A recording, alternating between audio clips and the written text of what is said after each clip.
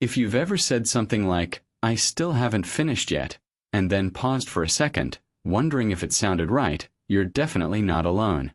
These two little words, still and yet, confuse millions of English learners because they both talk about time, expectations, and unfinished actions. But here's the good news. The difference is actually very simple once you see it clearly. And today, in just a few minutes, we're going to make that difference feel natural, easy, and automatic for you. Exactly. By the end of this episode, you'll know when to use still, when to use yet, and even how to use them together in the same sentence without hesitation. We're not going to give you complicated grammar rules or confusing charts.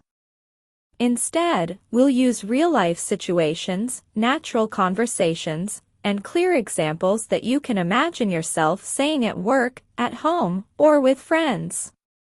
This is the kind of English you'll actually use every day.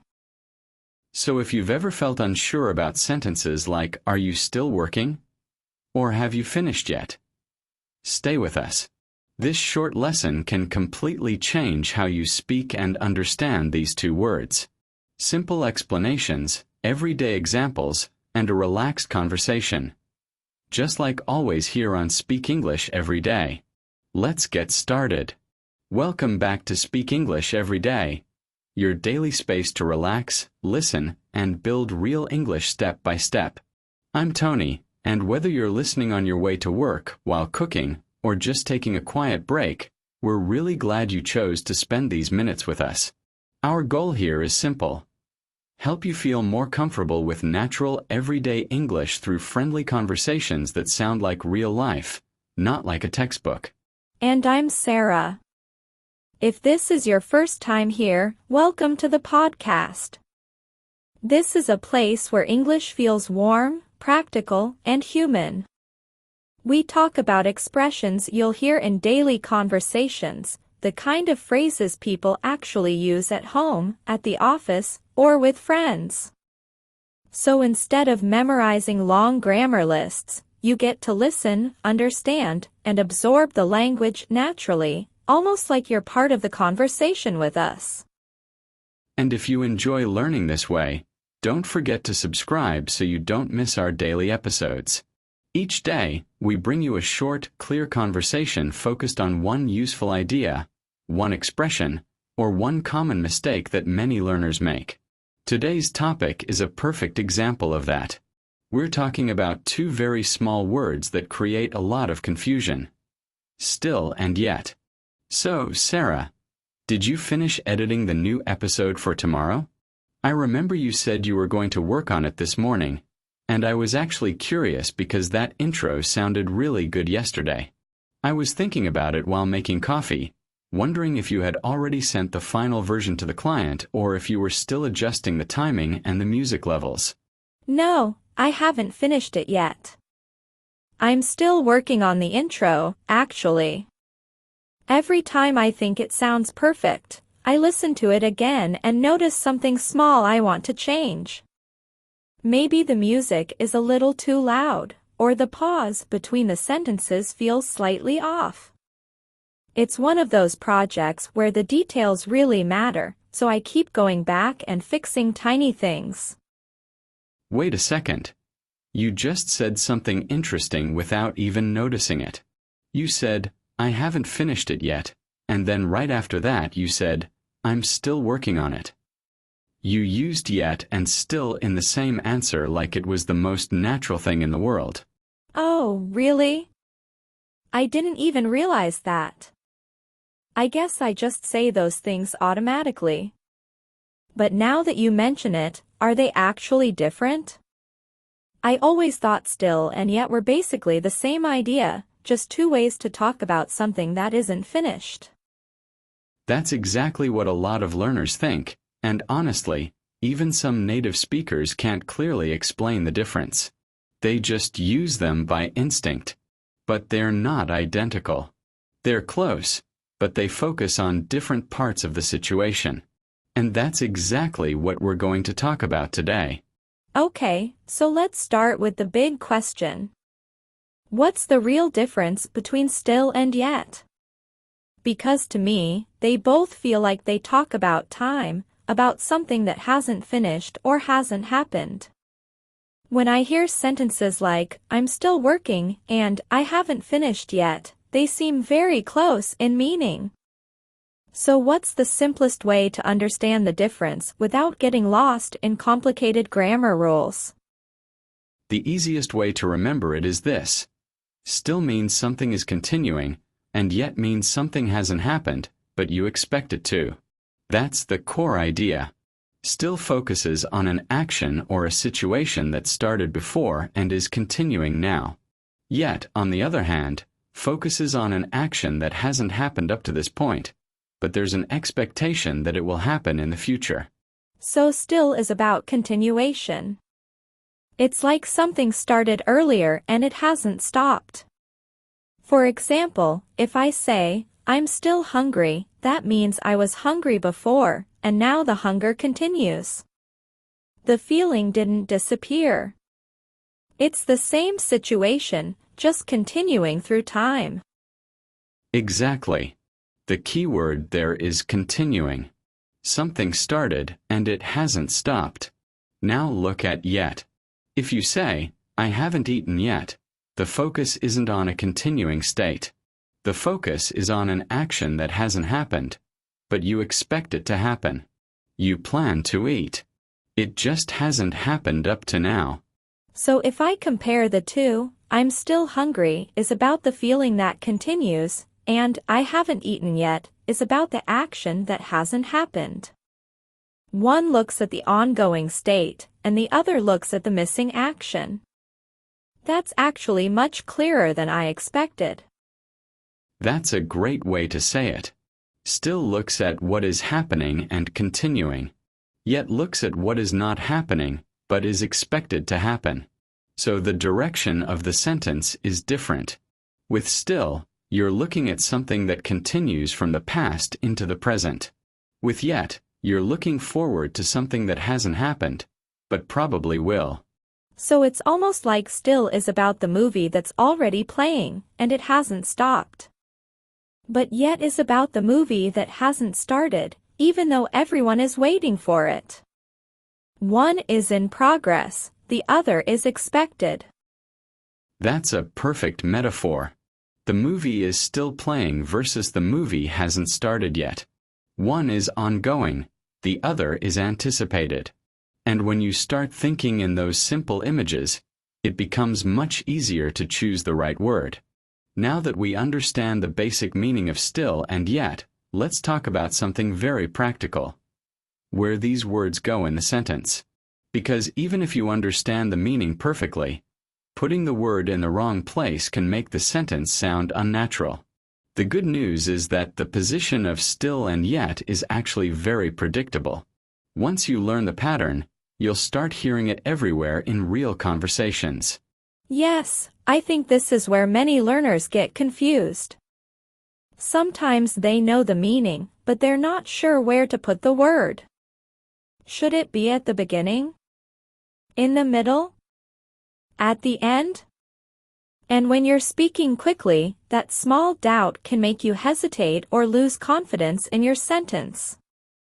Exactly. So let's start with still. In most cases, still goes in the middle of the sentence, before the main verb. For example, I still live in this city. Or, she still works at the same company. In both cases, still comes before the main action. Live works.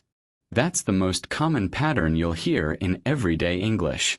But there's a small change when we use the verb to be, right?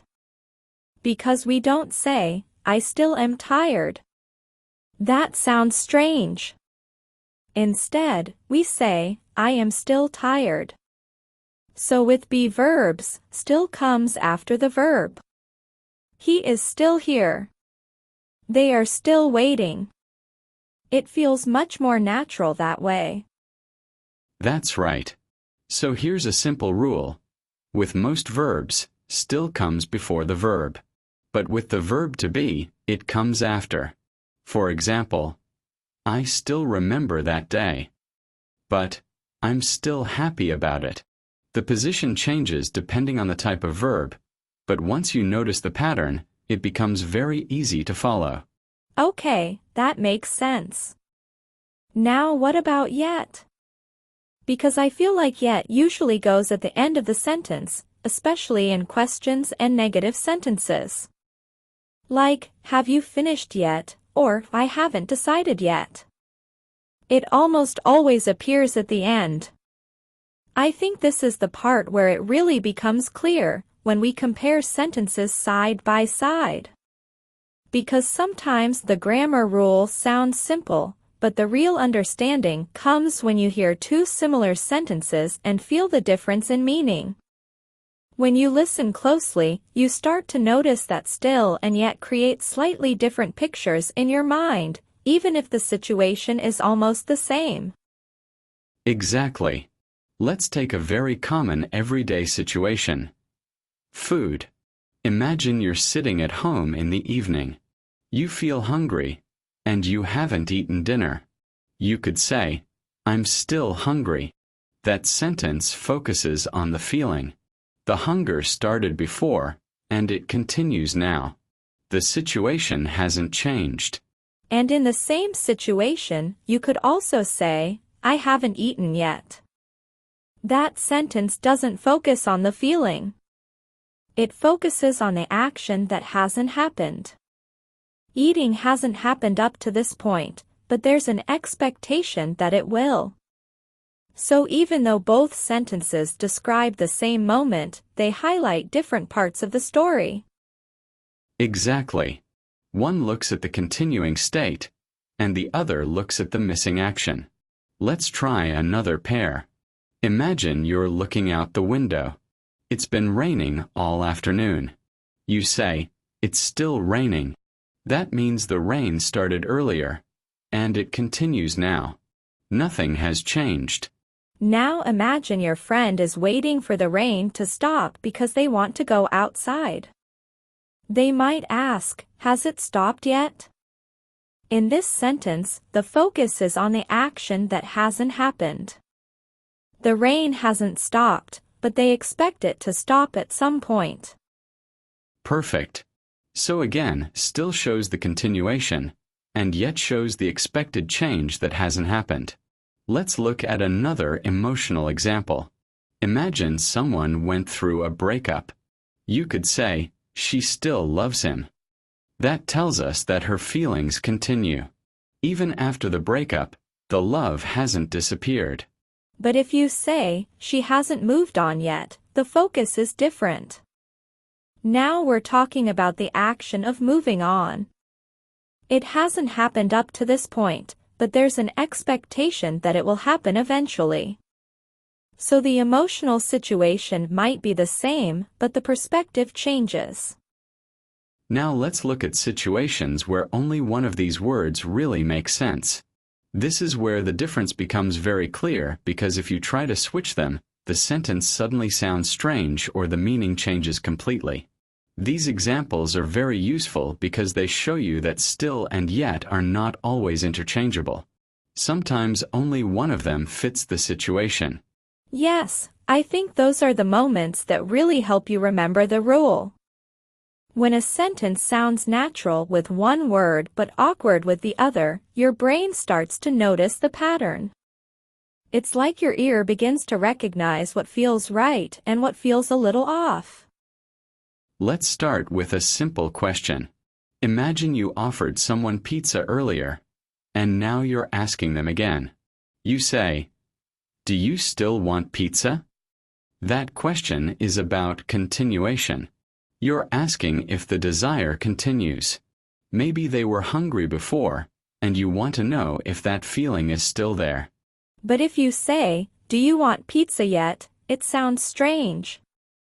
It feels like you're asking if the desire has appeared, as if you're waiting for them to start wanting pizza. The focus changes completely, and in most situations, that's not what you mean. So in this case, still is the natural choice. Exactly. The meaning becomes different. Do you still want pizza? Asks if the feeling continues. Do you want pizza yet? sounds like you're checking if the desire has started, which is a very unusual question in everyday conversation. Let's look at a classic example that almost everyone knows. Imagine a long car trip with kids in the back seat. Every few minutes, one of them asks, "Are we there yet?" That question is about arrival. The arrival hasn't happened, but they're waiting for it. So far, we've been talking about the most common meanings of still and yet, the ones you hear in everyday conversations about time and expectations. But these two words are actually more flexible than that. They appear in other contexts with slightly different meanings, and understanding those uses can really expand your vocabulary. It also helps you recognize them when you hear them in movies, songs, or books. That's right. Let's start with still.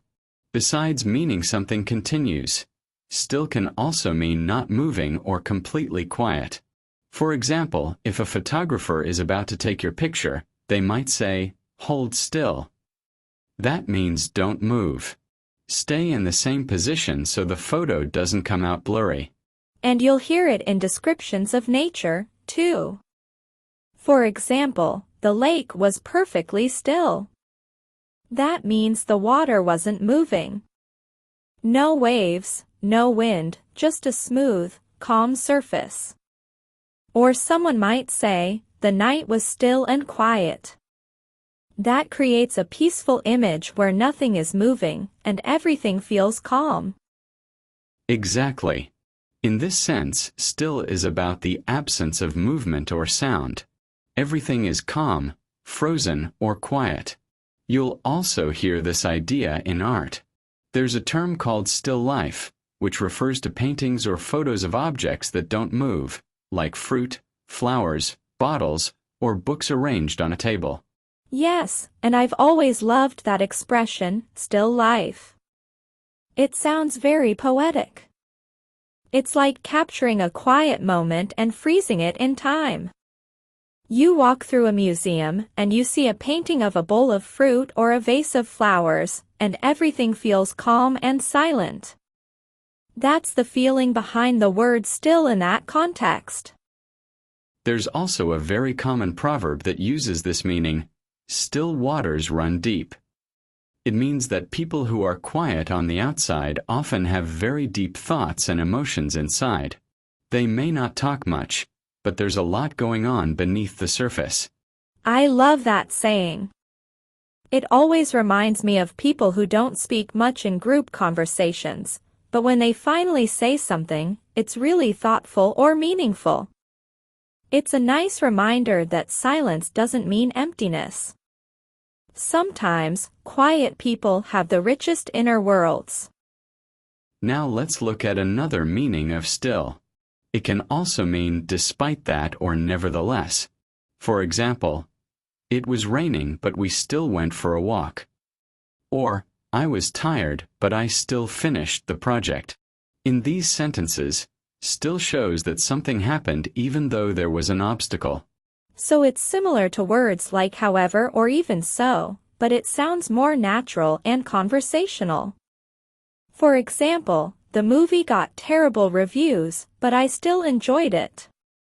Or, the restaurant was expensive, but we still had a great time. It shows that the final result was positive, even though the situation wasn't perfect. Now that we've explored the main meanings and the different positions in a sentence, let's look at some very common expressions with still and yet. These are phrases you'll hear all the time in daily life, and knowing them will make your English sound much more natural. They're short, but extremely useful. Once you start using them, people will understand you instantly. Exactly. Let's start with yet, because one of the most common two-word answers in English is simply, not yet. For example, if someone asks, "Have you finished your homework?" you can respond, "Not yet." Or if someone asks, "Is dinner ready?" you can answer, "Not yet." It's short, simple, and very natural. You'll hear it in classrooms, offices, and even casual chats with friends. And it's one of those expressions that you can literally use dozens of times a day. Like, if Lily asks me, "Did you do the dishes?" I say, "Not yet." Or she asks, "Did you call the landlord?" Again, "Not yet." And it's not just about tasks.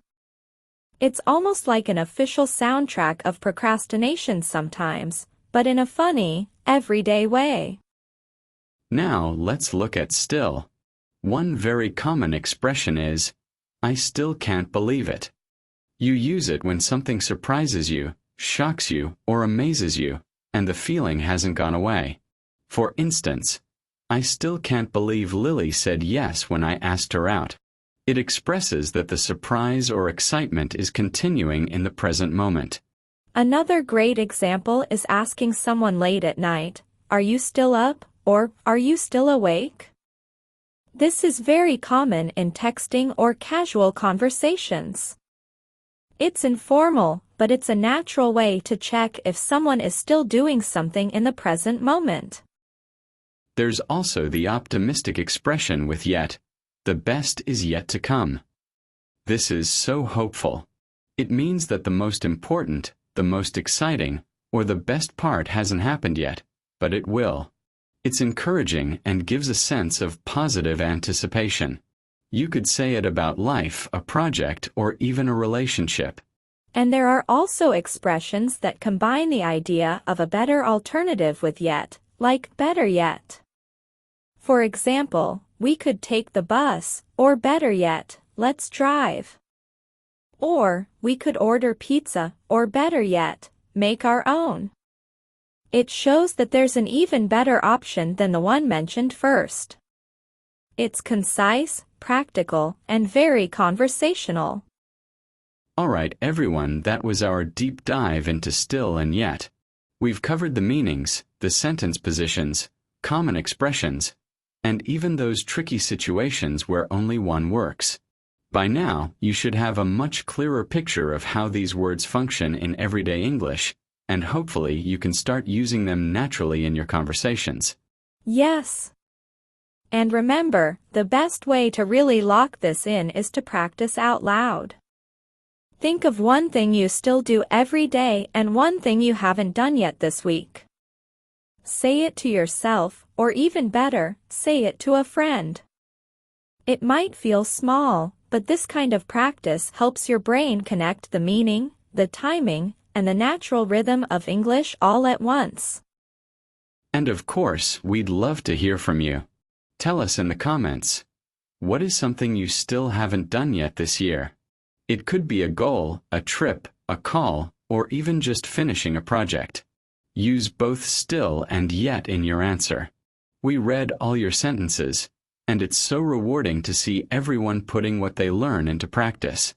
If you enjoyed this episode, don't forget to like, subscribe, and share it with a friend who's learning English. Every day, we bring you short, practical conversations just like this one, so your English keeps improving step by step. We'll see you tomorrow with another easy, natural conversation. Thanks for listening, everyone. Keep practicing, stay curious, and remember, speak English every day.